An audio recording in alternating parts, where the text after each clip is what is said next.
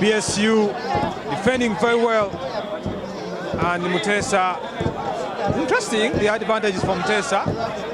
Taking a quick looking for Captain Junju Eddie, and the referee says advantage good runners, long throw in, get away by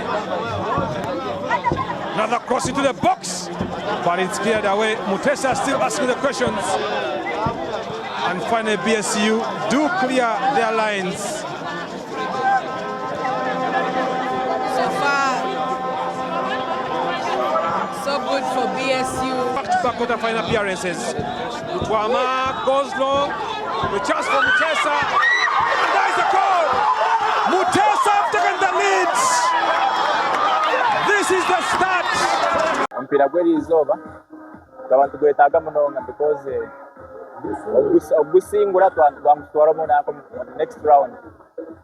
Konka twaba disappointed with the result abokuba omupiira tugwasigendera gye twaluzinga batusinga na goal 0.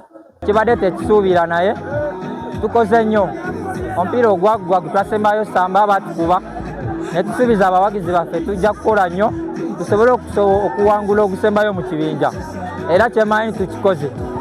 Kakati qualifying tugenze ku stage eddako